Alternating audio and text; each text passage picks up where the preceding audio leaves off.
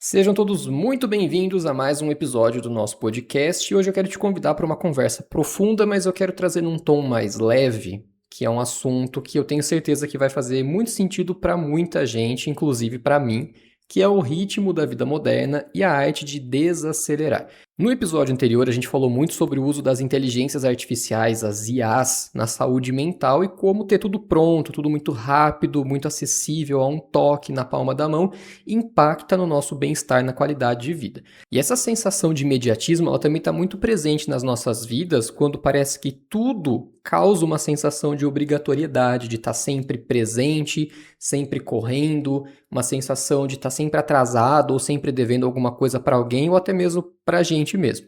Nesse mês de fevereiro, que apesar de ser o mês mais curto do ano, a impressão que eu tive desse lado aqui foi que as minhas responsabilidades, as cobranças, as urgências duplicaram e tiveram um peso até talvez triplicado, porque parece que tudo ficou muito mais intenso ao longo desse mês. Talvez por ser mais curto, querer resolver muita coisa em menos tempo, não sei explicar exatamente, mas a sensação que eu tive foi de que fevereiro passou como um trator por cima de mim.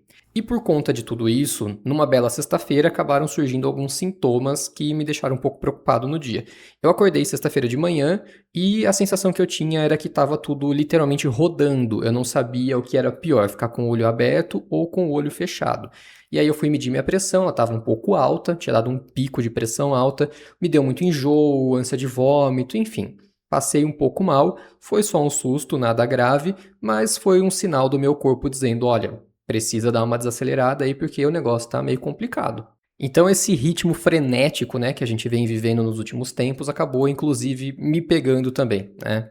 A gente sabe exatamente como lidar com as coisas, a gente sabe que não é bom, mas tem hora que não tem como, a gente acaba se envolvendo nessas questões do dia a dia e acaba sendo mais uma vítima dos nossos próprios atos, das nossas próprias escolhas. Mas enfim, então esse episódio vai servir também para mim, mas eu tenho certeza que vai ajudar bastante você aí também. Então foi justamente tudo isso que aconteceu que me inspirou a trazer esse assunto hoje, porque serve inclusive como um alerta para que vocês não precisem passar pelo que eu passei.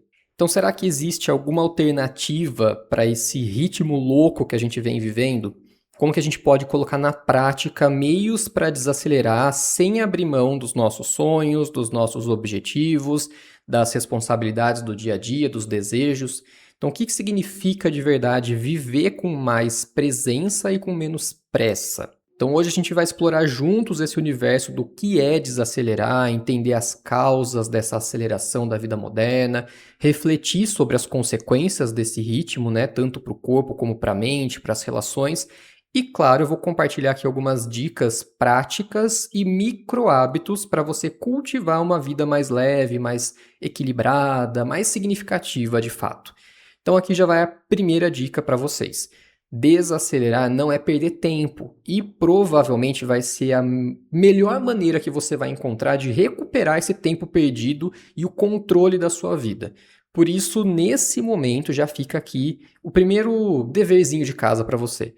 Desacelera tudo, dá uma pausa no que você está fazendo, respira de forma mais profunda, presta atenção no ar que está entrando e saindo dos seus pulmões e procura encontrar um cantinho mais confortável aí onde você está nesse momento, para que você possa ouvir com calma esse episódio, para você entender e processar toda a informação que eu vou passar aqui e, claro, para que também juntos a gente possa colocar a terapia em dia.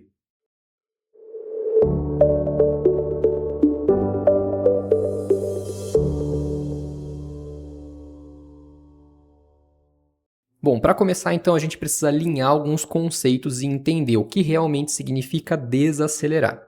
Se você começar a refletir comigo agora, por alguns segundos que seja, você já vai conseguir chegar a uma conclusão facilmente de que a sociedade, o meio que a gente está vivendo hoje, está inserido, traz um senso de urgência para praticamente tudo. Ela prioriza e valoriza, inclusive, né, a hiperprodutividade constante, os resultados rápidos. Isso acaba pressionando de forma direta ou indireta para que a gente se torne máquinas produtivas, máquinas de entregar resultado. E as redes sociais, a velocidade que os dados trafegam, as respostas imediatas das IAs, né, como a gente falou no episódio anterior, tudo que fica muito fácil, muito acessível, um clique, um toque na palma da mão, tudo isso veio transformando o contexto, né, da realidade, da sociedade do mundo moderno, para que a gente se tornasse uma geração do instantâneo. Então, por conta disso, muita gente acaba entendendo que desacelerar é sinônimo de preguiça, improdutividade ou até de parar de viver. Acabam confundindo as estações. Na verdade, não é nada disso.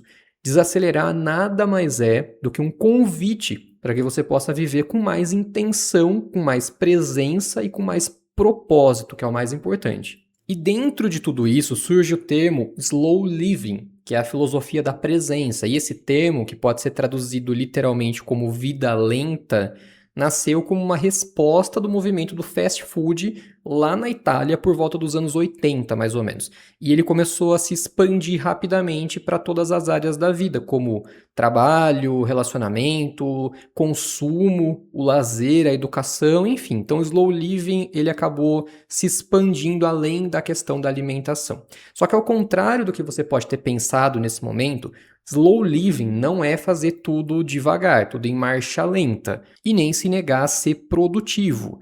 O slow living é sobre fazer o que importa no ritmo certo, com consciência, com intenção. É uma espécie de atenção plena aplicado no seu dia a dia, no seu viver. Então a gente tem 5 pilares importantes que sustentam essa teoria do slow living, que seria, primeiro, a presença, que basicamente é estar verdadeiramente onde você está. Ou seja, prestar atenção no que você está fazendo, no que está acontecendo ao seu redor, ao invés de viver no piloto automático, que é o que está acontecendo com muita gente, que acaba se esquecendo de olhar para as coisas ao redor, de prestar atenção, vive no automático e acaba não conseguindo ter atenção plena, presença. Parece que a gente foi meio que programado para cumprir tarefa, para cumprir horário, para realizar atividades, sem prestar atenção em nada além disso.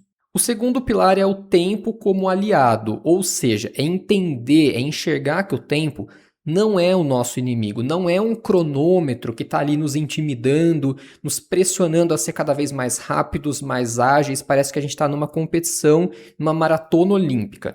É entender que o tempo funciona como um espaço para que a gente possa viver as experiências significativas da vida. Isso me lembra uma frase de uma série chamada Alma da Netflix. Tinha 2 personagens conversando numa cena e uma delas fala o seguinte: "É muito injusto. Eu tive tão pouco tempo." E a outra responde: "O tempo não é a medida de uma vida, e sim as experiências que compartilhamos." Então, da mesma maneira, a gente pode entender que o tempo não é o nosso inimigo, é um meio para viver esses momentos e essas experiências que a gente pode compartilhar. O terceiro pilar é o propósito, que pode ser traduzido como tomar decisões de forma mais alinhada com o que realmente importa para você. Qual é o seu propósito verdadeiro? Ou seja, o que te motiva a fazer tal ou tal escolha, a tomar certas decisões, a agir de certas maneiras. Isso está de acordo com as suas aspirações mais profundas? Isso te aproxima ou te afasta dos seus objetivos? A gente tem que pensar sobre isso antes de tomar algumas decisões, senão acaba vivendo no automático. Na sequência, a gente tem o quarto pilar, que é o da simplicidade, e esse vai pegar muita gente porque se trata de reduzir excessos. Tudo, tá? Excesso de objetos, de compromissos, de distrações, de redes sociais, decoração, basicamente tudo mesmo. Então é para dar espaço para o que é essencial de fato. Você já deve ter percebido, por exemplo, o cenário do Big Brother Brasil. Mesmo que você não acompanhe, você já deve ter visto que a casa é sempre com uma decoração bem over, né? Bem too much. Por que será que eles fazem isso? Já parou para se perguntar? A sala, por exemplo, é extremamente carregada de decoração. Os quartos são mega coloridos, com painéis de LED, com muita luz, com muita estampa. Tudo isso é para gerar, de fato, um certo incômodo, para bagunçar a percepção das pessoas lá dentro, gerar meio que uma conturbação na mente. Isso traz uma perda de concentração, de foco. Então, aquilo que realmente é importante acaba passando batido. Com isso, eles acabam prestando mais atenção em coisas bobas, né? E acabam gerando as famosas tretas. Então, o excesso precisa ir embora para que a gente possa olhar o que é essencial com mais clareza. É a mesma coisa quando você começa a tirar um monte de bagunça de dentro do seu armário. De repente, você acha coisas lá dentro que você fala: Meu Deus, eu nem sabia que eu tinha isso guardado e era tão importante e eu acabei me esquecendo disso. E por último, mas não menos importante, a gente tem o pilar da conexão, que é basicamente cultivar laços humanos, é o contato com a natureza, é preservar momentos de silêncio interior, por exemplo, e é o pilar que muita gente acaba abandonando ou se distanciando por conta de hábitos, de rotina acelerada e cada vez mais conectados com o digital. Tem um outro conceito extremamente importante que é o do ritmo ontológico. Então, segundo a ontoanálise, desacelerar não é parar, é encontrar o seu próprio compasso interno. É aquele ritmo que traz organização, quando você consegue organizar a sua ação, momentos de pausa, a lucidez de forma mais fluida. Então, cada pessoa vai ter o seu ritmo próprio, que é pessoal, e ninguém vai poder determinar isso para você. É a sua régua que você tem que encontrar. Você precisa encontrar esse fluxo, esse equilíbrio, essa clareza interna e essa potência para você retomar esse fluxo rítmico. Já a inteligência rítmica é a capacidade de perceber quando é o momento de agir, quando é o momento de pausar, de sentir, de reorganizar. Basicamente, é encontrar o tempo certo para cada coisa. Não tem nada a ver com velocidade, é a coerência entre intenção, energia e ação. Então, quando a gente respeita o nosso ritmo interno, a mente e o corpo colaboram e o trabalho vai fluir sem fricção, sem atrito. E a gente precisa aprender a fazer isso, precisa aprender a parar antes de quebrar. E eu mencionei aqui no começo do episódio que eu tomei um susto, né, com a minha saúde, e isso me fez parar um pouco para refletir, porque eu tinha duas opções: ou desacelerar, ou continuar levando meu corpo e minha mente num extremo, que era o que eu estava fazendo, até o meu sistema entrar em colapso. E a consequência disso, claro, ia ser mais problema de saúde. Então, parar e recalcular a rota e recalcular o fluxo é parte dessa inteligência rítmica. Então, desacelerar é um gesto de maturidade, é um gesto de coragem e de autoconhecimento. Então, é escolher viver de acordo com o seu tempo, não de acordo com o relógio dos outros. A gente precisa parar de fazer isso. Achar que o relógio do outro é mais importante do que o nosso. É romper com esse falso embate que a gente cria na nossa cabeça contra um pseudo-inimigo invisível, que é representado pelos ponteiros do relógio, que é o tempo. Então a gente acabou virando meio que um bando de Don Quixote de La Mancha lutando contra um moinho de vento, que no caso aqui é um relógio. Bom, e aí a gente tem a pergunta de US$ 1 milhão que é: mas por que cargas d'água então a gente vive nesse ritmo tão acelerado?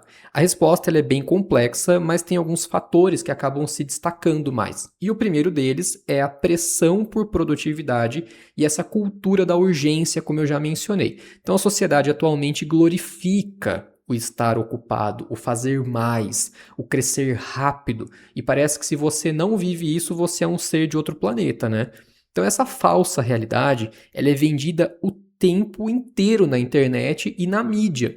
Então, quantas propagandas aparecem para você aí nas suas redes sociais sobre alcançar algum resultado rápido para isso ou para aquilo, para qualquer coisa que seja? Começa a reparar sobre isso. As propagandas que aparecem normalmente têm essa sensação de urgência, né? De você ter que comprar alguma coisa imediatamente ou obter resultados rápidos. Sempre parece que tem alguém correndo contra o tempo.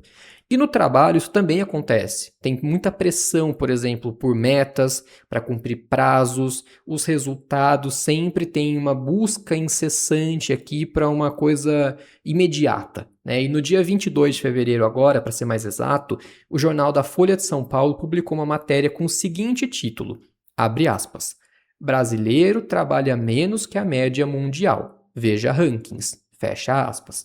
E logo embaixo você pode ler o seguinte texto, abre aspas.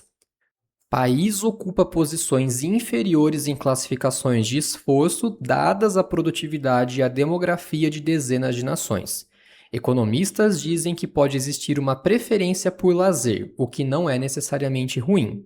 Em comparação com o resto do mundo, o brasileiro não trabalha muito, nem pode ser considerado particularmente esforçado. Fecha aspas. E para mim está muito claro, a intenção aqui é basicamente dizer para você o seguinte: olha, você não está trabalhando o suficiente, você não está se esforçando bastante, você tem que trabalhar mais e entregar mais resultados. Parece que o ser humano foi feito só para trabalhar e pagar boleto no final do mês. Nada além disso, né? É um absurdo. Enfim. Além disso, a cultura da urgência faz com que tudo pareça necessário para ontem. Eu vou pegar um exemplo aqui que eu acho que faz sentido para você. Quantas vezes você se sentiu pressionado a ter que responder, por exemplo, uma mensagem de WhatsApp que não tinha a menor necessidade, poderia ser respondida no final do dia ou horas mais tarde, que não ia ter problema nenhum. Só que o fato de você ter acesso à internet o tempo inteiro através de um celular, que provavelmente vai estar o tempo todo no seu bolso, muitas vezes traz a impressão de que você precisa estar necessariamente 24 horas por dia disponível. E as pessoas muitas vezes acabam perdendo a mão com relação a isso, né? Acaba cobrando, por exemplo, uma resposta de uma coisa que não tinha necessidade de responder naquele momento. E isso acabou de me lembrar de um vídeo que eu vi recentemente, uma vendedora da Shopee mostrando um histórico de conversas da plataforma. Uma cliente qualquer comprou um produto dela por volta de 3 horas da manhã. Quando foi 9 horas da manhã, a cliente mandou mensagem dizendo o seguinte: Olha, eu fiz uma compra de madrugada e até agora o meu produto não foi atualizado, o status dele. Eu quero saber se vocês vão entregar. E a vendedora, obviamente, respondeu: Olha, eu sinto muito, a gente não trabalha de madrugada. Então, essa sensação de urgência que as pessoas têm acaba desrespeitando o tempo dos outros. Então, a gente pode estender essa lógica para um conceito mais amplo, então acaba se aplicando para praticamente tudo. A gente quer consumir mais, quer aprender mais, quer viver mais experiências em menos tempo. Quanto mais rápido, melhor.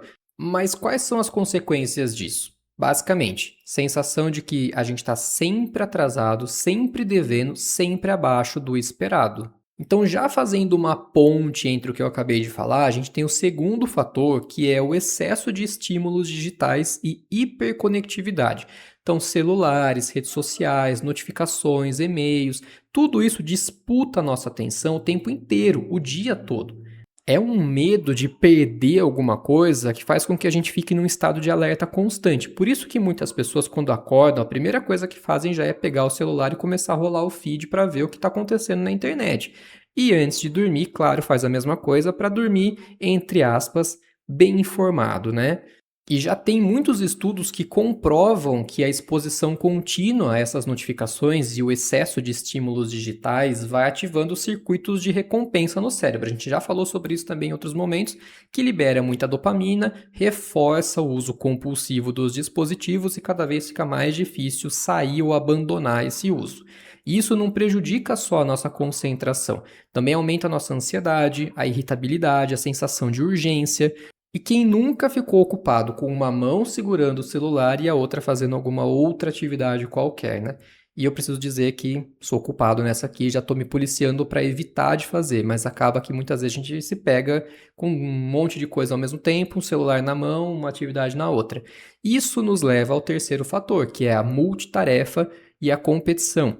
A cultura do multitasking, né, ou multitarefa, ela é vista como sinônimo de alta performance, só que na prática não é nada disso. Quando o nosso cérebro está fazendo muitas coisas ao mesmo tempo, ele não presta atenção em tudo. Ele não foi feito para realizar várias tarefas ao mesmo tempo. Cada interrupção que você impõe em uma atividade entre uma coisa e outra, você perde muito foco e leva muito tempo para o seu cérebro retomar a concentração.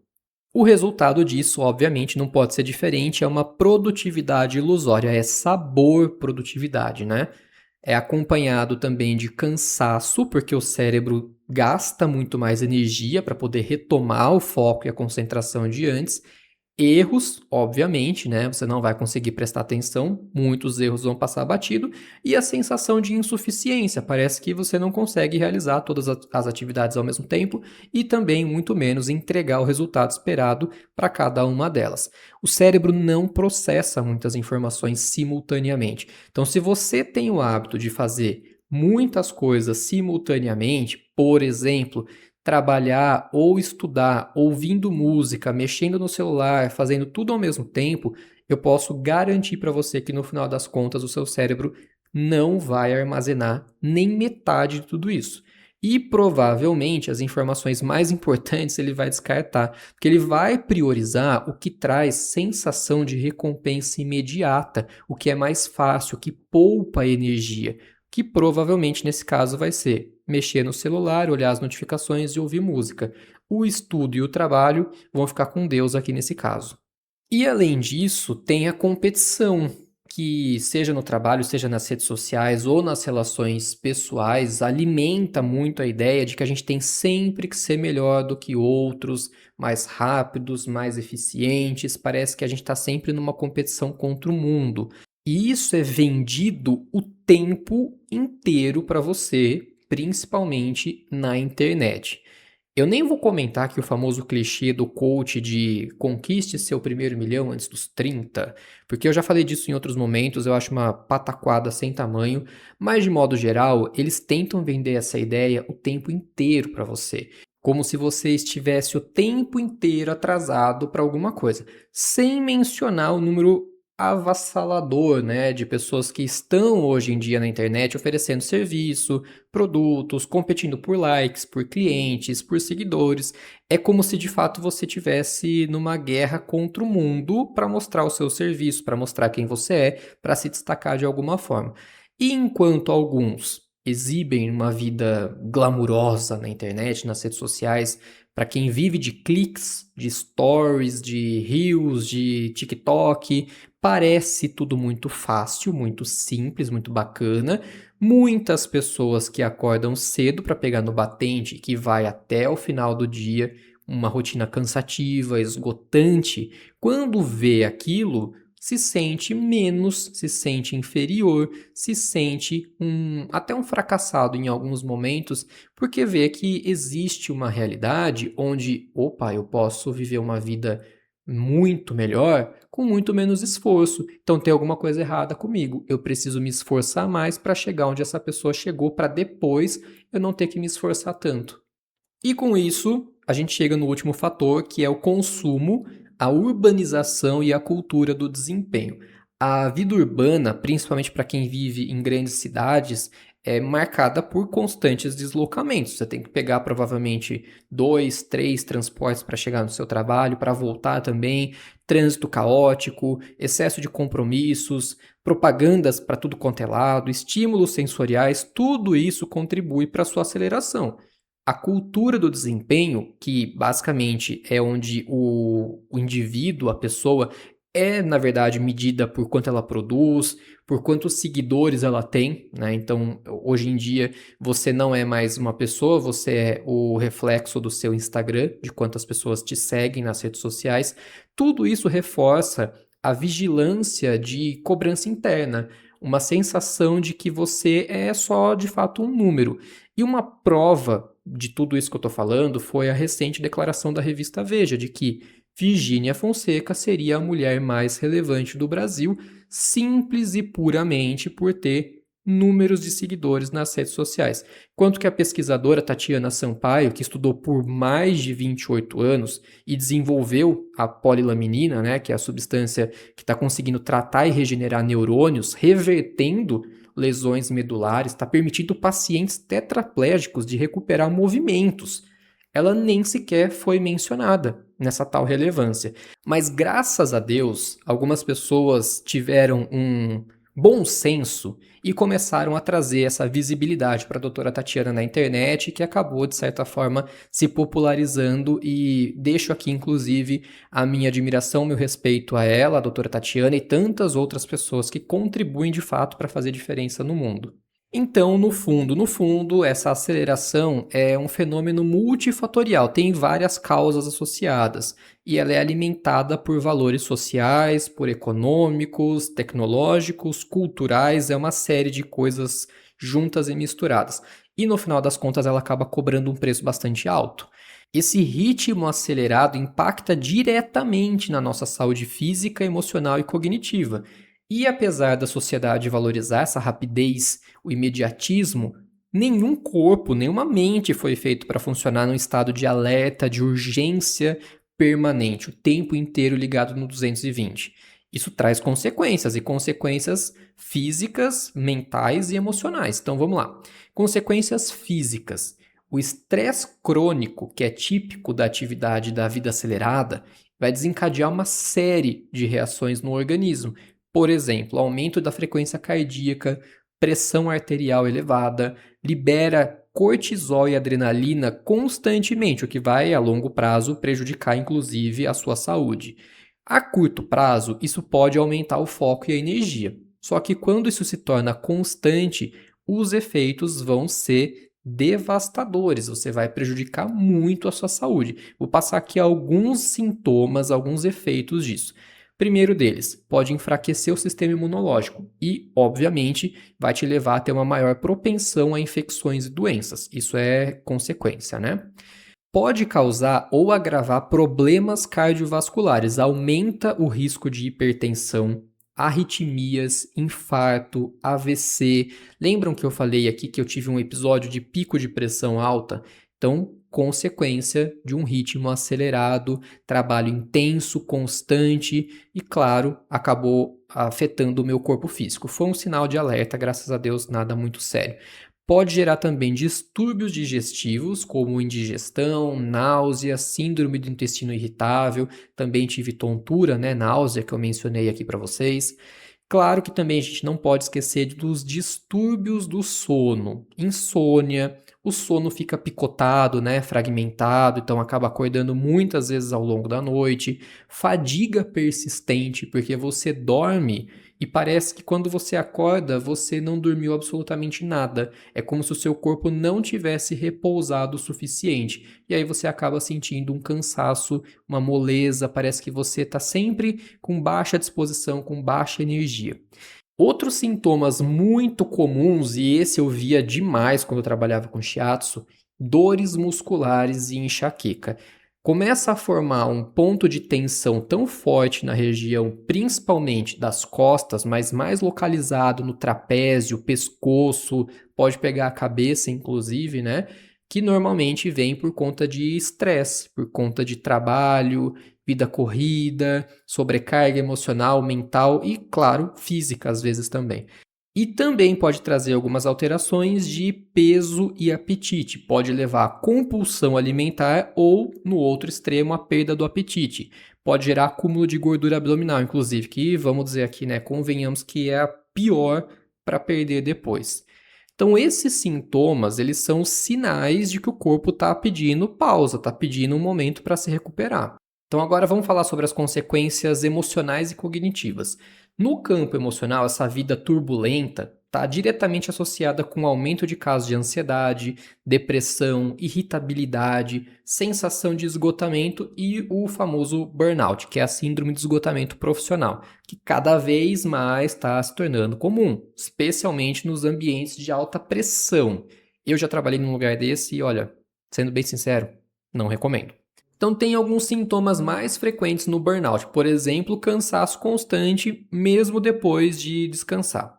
Dificuldade de concentração, a mente dispersa muito fácil, fica com memória fraca, começa a ter esquecimentos frequentes, irritabilidade, impaciência, baixa tolerância a frustrações, desmotivação, apatia, né? Então começa a perder interesse nas atividades que eram prazerosas, antes o que você gostava de fazer, agora parece que tá, ficou sem graça, perdeu o brilho, perdeu a cor, né? Sensação de inadequação também, né? Você sente que nunca tá suficiente, nada tá bom, nada se adequa, nada se encaixa realmente naquele momento da sua vida. E essa aceleração também prejudica a criatividade, a clareza mental, a capacidade de tomar decisões conscientes, porque vive num piloto automático, né? Então, o excesso de estímulos fragmenta a nossa atenção e causa impulsividade.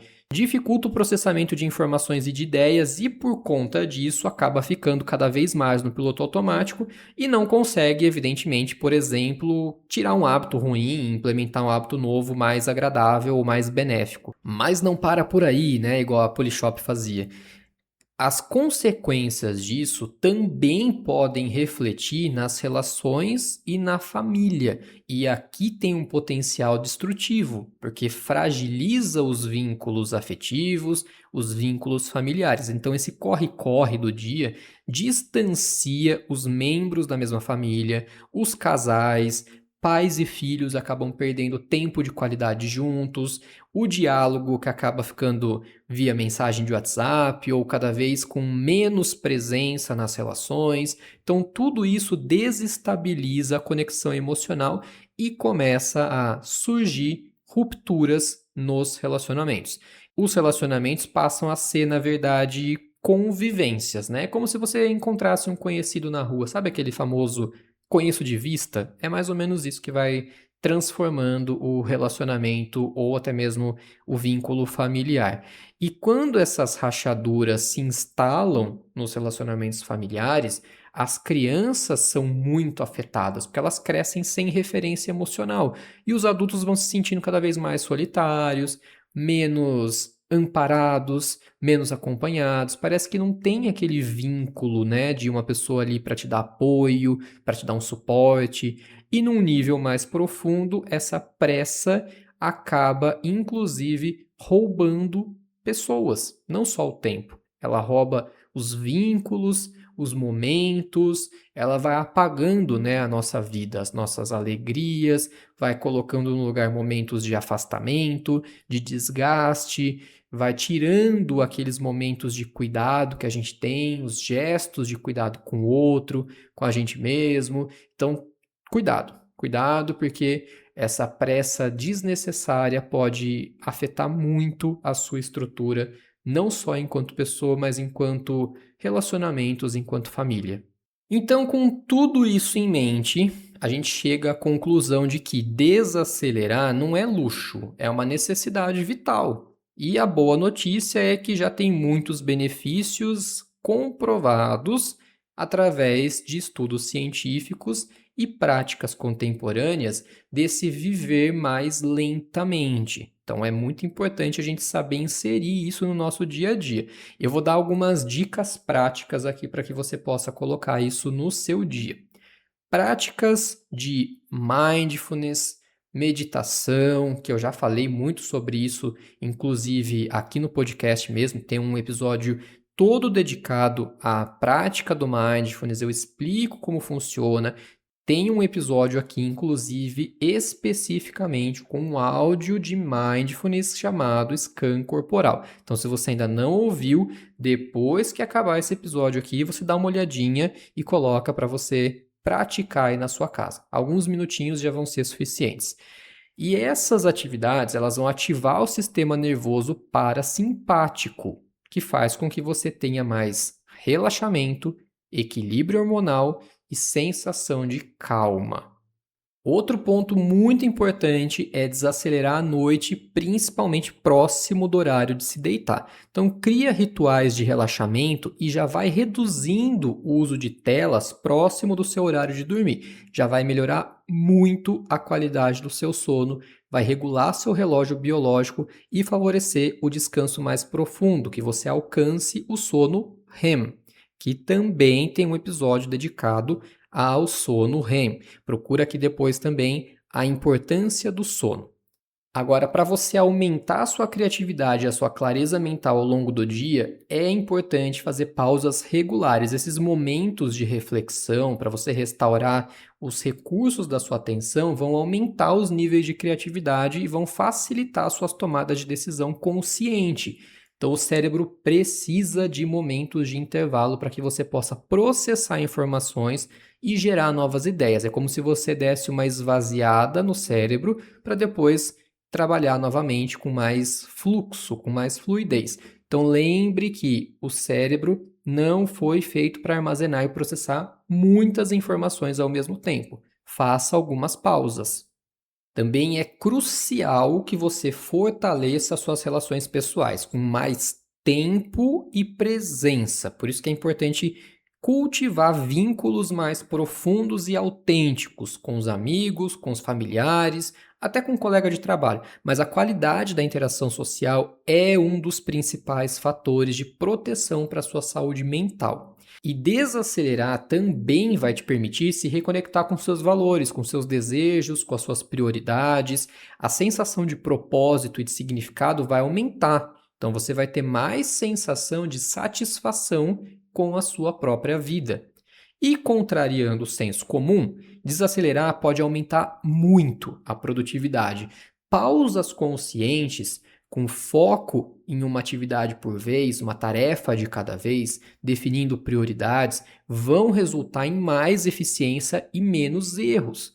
Então, em resumo, desacelerar é um ato de autocuidado, de coragem e de inteligência. Então, é criar um espaço interno para que você possa reorganizar o que você está sentindo, pensando e fazendo. E, obviamente, você vai conseguir viver com mais leveza, com mais clareza, potência e propósito. Agora, um ponto extremamente importante da nossa conversa é como desacelerar na prática. Se você acha que você tem que mudar radicalmente de vida, calma, porque esse pode ser justamente o erro crucial que você vai cometer. Um tiro no pé vai causar mais problema do que solução. A desaceleração começa com pequenos hábitos que vão gerando cada vez mais resultados. Pequenas escolhas diárias que, com o tempo, vão transformar o seu ritmo interior. Então, eu vou dar aqui algumas dicas. Começa a anotar aí, ó. Primeiro, comece o seu dia sem pressa. Evita pegar o celular logo cedo pela manhã, quando você já acorda. Respira fundo, dá uma alongada, sente o corpo. Toma um café da manhã com calma e prestando atenção no que você está comendo e no que você está bebendo. Então, não fica mexendo no celular, não fica lá olhando feed, respondendo mensagem, olhando notificação enquanto você come um pedaço de pão, toma um café, você não sente nem o gosto da comida. Então a desaceleração já tem que começar logo cedo, no momento do seu café. Só essa mudança simples já vai transformar muito o seu dia. Segunda dica, pratique respirações profundas. Tem uma técnica que eu sempre recomendo, já falei várias vezes aqui, que é o método 4-7-8, que é muito usado para redução de ansiedade, para recuperação de equilíbrio. Então é muito interessante, vale muito a pena, sempre recomendo. Basicamente, você vai inspirar pelo nariz profundamente, contando até 4, segurar o ar por 7 segundos e soltar o ar pela boca contando até 8. Repete isso por umas 4 vezes mais ou menos, depois volta para o seu fluxo normal de respiração. E só para deixar claro, tá? Essa técnica não foi tirada do sovaco, ela foi desenvolvida pelo Dr. Andrew Weil, um médico doutorado de Harvard, que foi comprovada que ativa o sistema nervoso parasimpático e traz mais calma e relaxamento. Terceira dica, estabeleça micro descansos ao longo do seu dia. De que maneira você vai fazer isso? Aproximadamente, tá? A cada 1 e meia trabalhada, você faz umas pequenas pausas intencionais de 1 a 5 minutinhos no máximo. Então, levanta, dá uma esticada nas pernas, dá uma caminhada, olha pela janela, toma uma água, dá uma esticada, uma alongada. Isso já vai fazer com que você restaure a sua atenção, vai regular suas emoções e vai prevenir o esgotamento. Você vai conseguir produzir muito mais ao longo do seu dia. Quarta dica, reduza os estímulos digitais. Então, desativa as notificações que não são necessárias, não são essenciais, deixa só o que de fato é importante, estabelece um horário fixo para você checar as mensagens, redes sociais, de preferência usar o modo não perturbe ou o modo foco durante os períodos que você tem que concentrar em alguma atividade e criar zonas livres de tecnologia. Então, se você vai trabalhar ou estudar ou fazer alguma coisa que exige muita atenção, deixa a tecnologia um pouco de lado. Coloca o celular numa gaveta ou no armário, no modo silencioso, deixa afastado. Quanto menos facilidade de acesso, mais fácil você consegue manter o seu foco e a sua atenção na atividade que você precisa desempenhar. A dica de número 5, a gente também já falou aqui, que é evitar multitasking, né? Ou multitarefa. Então, foco em uma coisa de cada vez. Faz com atenção plena. Isso aumenta a eficiência e diminui o risco de cansaço mental e, óbvio, de erro também. Dica de número 6, pratique gratidão diariamente. Aqui eu vou usar uma dica de Feng Shui que você pode aplicar aí na sua casa. Preferencialmente, você vai separar um pote transparente com tampa. Já vou explicar o porquê de ser transparente. Do lado desse pote, você vai deixar um bloquinho de papel e uma caneta fácil, para que você não tenha desculpa de falar: "Ah, eu não achei o papel. Ah, eu não achei a caneta". Então deixa tudo pronto. Antes de dormir, você vai escrever alguma coisa pelo qual você é grato. Você vai escrever alguma coisa que você pode agradecer, seja do seu dia ou, enfim, da sua vida de modo geral. escreve nesse papel, dobra e coloca dentro do pote. O fato de ser transparente vai ajudar visualmente a você entender que o pote está enchendo. Vai mostrar cada vez mais para você que tem muita coisa que você pode agradecer. Então é um estímulo visual. Isso muda completamente o seu foco e fortalece o seu equilíbrio. Número 7. Tenha contato com a natureza. Cada vez menos as pessoas estão tendo isso, né? Então, caminha num parque, cuida das plantas caso você tenha, ou se você tiver animais de estimação, tira um momento para ficar com eles, para brincar, para passear com eles, observar o céu que seja, nem que você debruce na janela e fique olhando as nuvens. O contato com a natureza reduz o estresse e aumenta a sensação de bem-estar. No pior dos cenários, se você mora num apartamento que não tem condição nenhuma de ter nada de planta, de animais, pelo menos tenha quadros que representem a natureza. Isso já vai estimular muito visualmente seu cérebro. Então, representações, plantas artificiais, quadros, tudo isso já é um estímulo que vai fazer com que o seu cérebro entenda que existe um contato com a natureza. Número 8, crie momentos de pausa e autocuidado. Basicamente é incluir pequenos rituais no seu dia para cuidar de você. Tomar um chá relaxante à noite, mas tá calor, não gosto de chá. Não tem problema, é só um exemplo. Você pode fazer outras coisas. Ouvir música relaxante, escrever um diário, fazer um desenho, pintura, enfim. Tomar um banho um pouquinho mais demorado, desde que não desperdice água, né? É ter um hobby, é ter um momento só seu, para você fazer alguma coisa que te agrada, ter tempo de qualidade com você mesmo. A dica de número 9 é alimentar-se com atenção plena. Eu acho que muita gente não sabe nem o que é isso mais. É comer devagar, é sentir o gosto da comida. É comum hoje, por conta da pressa, da correria, as pessoas comerem com tanto desespero para poder voltar para as atividades ou para a correria do dia a dia, que nem sente o gosto da comida, não sabe nem o que está mastigando. Então evita distrações como TV, celular, nos momentos de refeição para que você possa sentir o que você está comendo. E se for uma refeição em família, aí o diálogo também pode ser bastante interessante, tá? Já pode juntar duas coisas, que é o contato com a família e o momento de atenção com a refeição. Pode, além de trazer atenção plena, reaproximar as pessoas da família. Bom, a dica 10 é essencial, acho que isso vale para qualquer momento da vida, que é dormir mais e melhor. Então, estabelecer horários regulares para dormir, para acordar, reduzir excesso de tela à noite, né? Então, já falamos sobre isso. Criar um ambiente favorável, uma coisa mais escura, mais silenciosa. Se você quiser usar uma cromoterapia, você pode colocar uma luz um pouco mais baixinha, né? Num tom mais azul. Não usar toda a noite o azul, porque pode levar a um estado mais deprimido. Então, a dica que eu deixo é: quer usar cromoterapia? Intercala azul e verde, tá? Um dia luz azul, um dia luz verde, para que você possa ter um equilíbrio aí de um bem-estar ao longo da noite. Então, a gente já falou sobre a importância do sono também, num episódio dedicado a isso. Então, depois dá uma olhadinha aqui caso você ainda não tenha ouvido. Número 11, praticar atividades físicas leve, basicamente aeróbicas, né? Então, caminhada, yoga, alongamento, dança também ajuda bastante. Tem muita gente que eu vejo que pratica dança e consegue alcançar resultados incríveis, assim, até inclusive com perda de peso. Isso ajuda a liberar muito a tensão e promove o relaxamento. Então, atividades físicas leves, recomendadíssimas. Dica de número 12, meditar ou praticar mindfulness. Já falamos sobre isso também, então dedicar alguns minutinhos para meditar, realizar o scan corporal que está aqui no podcast, fazer respirações, prestar atenção no ar que entra e sai dos seus pulmões, tudo isso já ajuda muito a ter atenção e estar presente no presente. Essa dica agora eu acho que vai pegar muita gente, hein? A de número 13, falar não quando você sente que algo não faz sentido para você.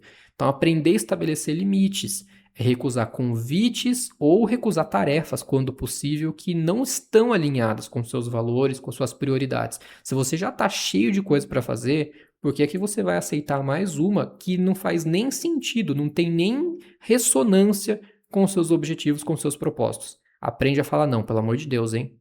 A dica de número 14 é valorizar pequenos momentos de silêncio. Ter momentos só para você ficar em total silêncio, sem estímulos externos, conectando com o seu interior. é o silêncio produtivo para que você possa reequilibrar o seu estado físico, mental e emocional. No silêncio, você pode ter certeza que muitas ideias criativas vão surgir. Bom, a última dica, a dica de número 15, é usar o slow decor e o feng shui. Eu só vou pincelar aqui, porque senão eu entraria num outro episódio, então vou deixar esse tema mais profundamente para um outro momento, tá? Você já viu aquelas mesas de trabalho de pessoas que fazem 1000 tarefas ao mesmo tempo? Parece que a mesa é um reflexo, né? É pilhas e mais pilhas de coisas, papéis, parece que passou um tornado, um furacão ali. E a mesma coisa tende a acontecer na casa da pessoa. Quando o ambiente é cheio de itens, de decoração, de móveis, de cores, de informação, o cérebro tende a ficar em alerta o tempo inteiro, assim como eu falei do cenário do Big Brother Brasil. Então, estímulos excessivos acabam fazendo com que o seu cérebro fique em estado de alerta. Então, procure eliminar os excessos, tira das vistas o que não é estímulo visual que proporciona bem-estar e relaxamento. Por exemplo, o que você acha que é mais interessante? Ter dentro do seu quarto um quadro de um lago calmo, sereno, ou de uma cidade toda movimentada à noite? Ou ainda, vamos pegar dois quadros similares aqui: um lago calmo e tranquilo, ou uma cachoeira, uma turbulência de água. Então, tudo isso é estímulo visual que acaba gerando também aceleração, caso você esteja usando a decoração errada. Estátua de guerra, decoração com excesso, por exemplo, de carrinho em quarto de criança, que já é acelerada por natureza, pode deixar ainda mais acelerada. Então, tudo isso é importante levar em consideração. Então, uma boa assessoria de Feng Shui pode sim mudar completamente a sua vida.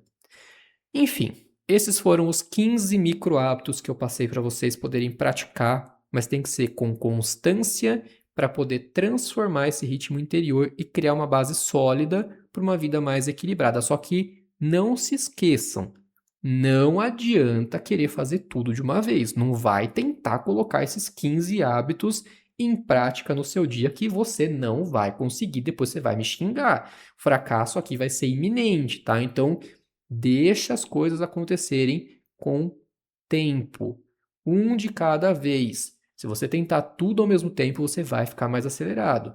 Então vamos entender um pouco melhor esse funcionamento de transformação de hábitos. Eu vou deixar inclusive aqui já uma boa recomendação de livro, que é o livro A Fórmula da Repetição: Como Construir Hábitos Duradouros, da Beatriz Camacho, pela editora Pormenor.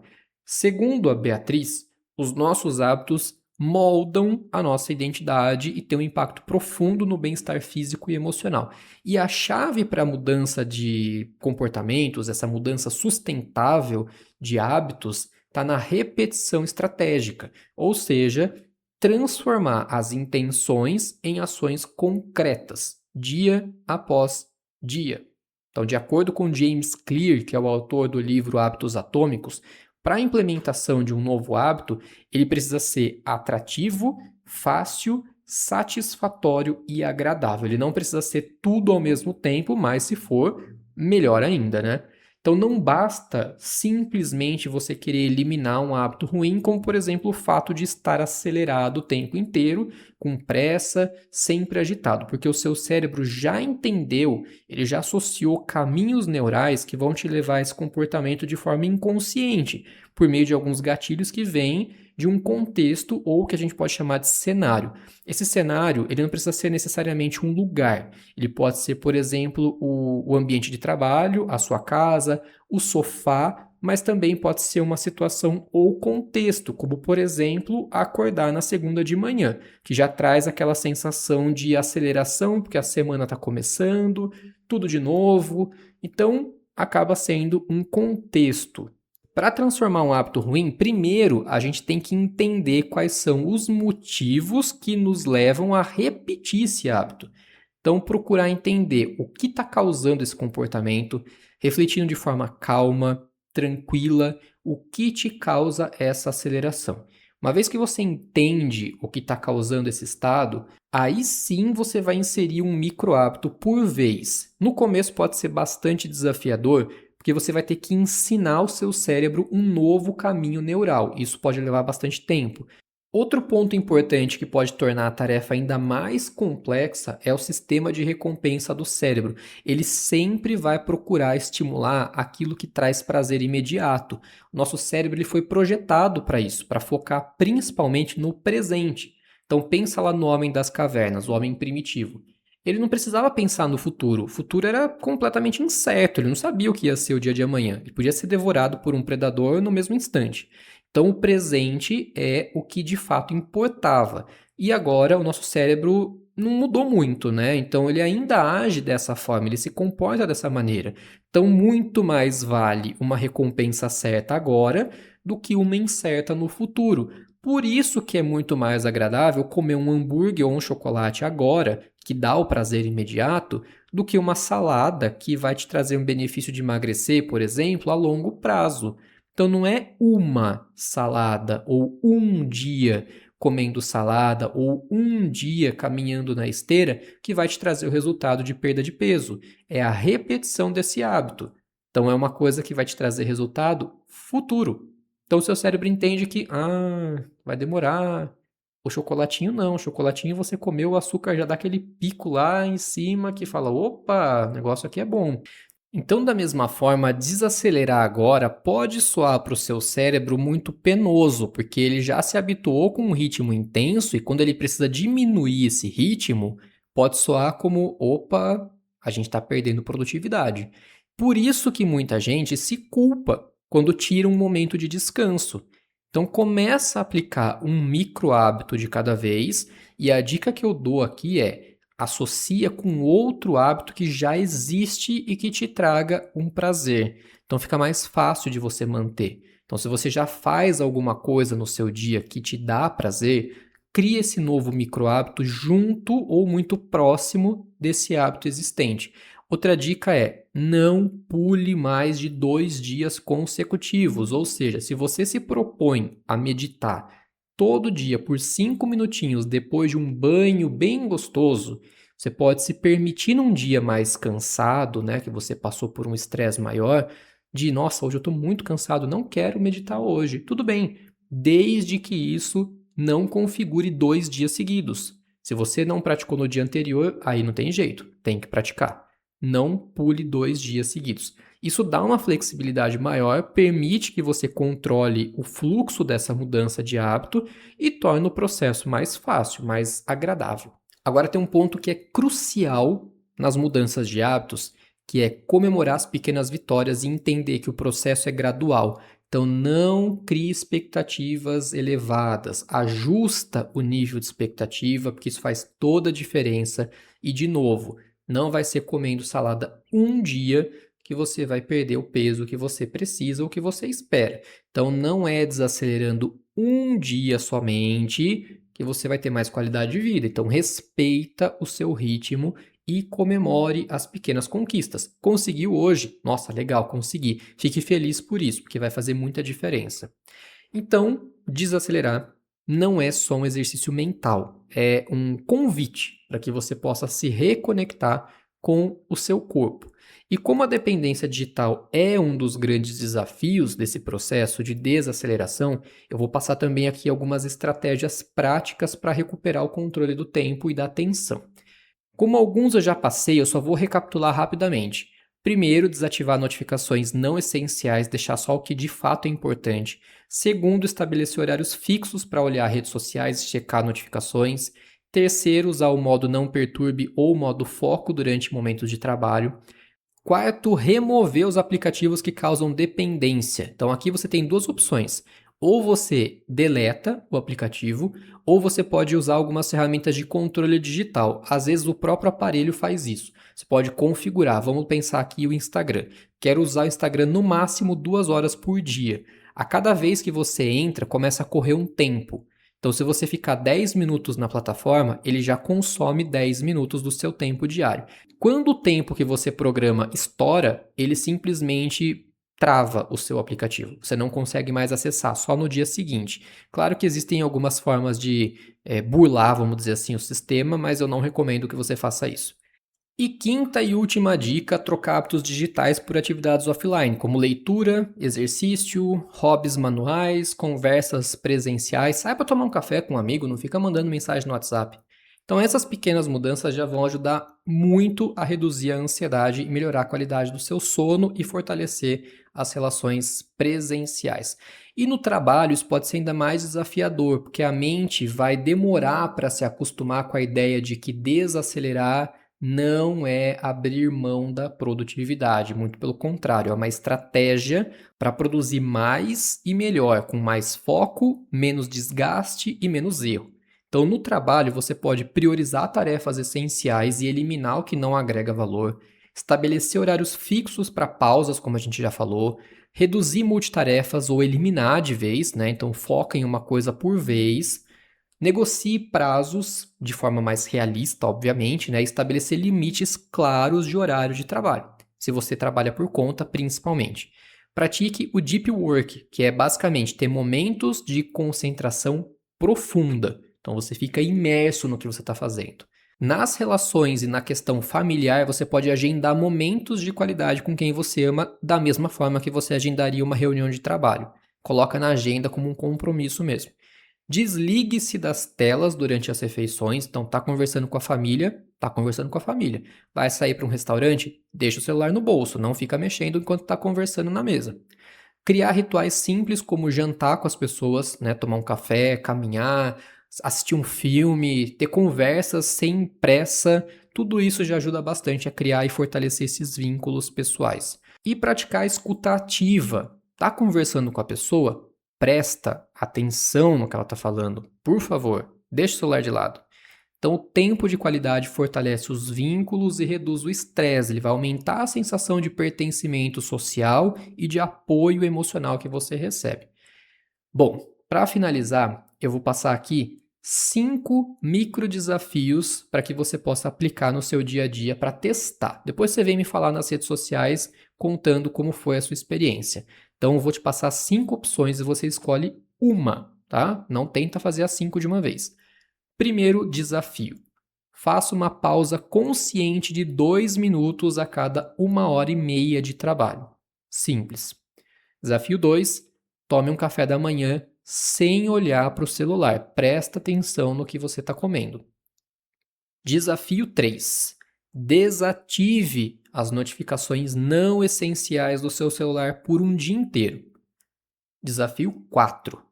Pratique a gratidão. Faz o potinho lá da gratidão, escreve alguma coisa boa toda noite e coloca dentro do seu potinho.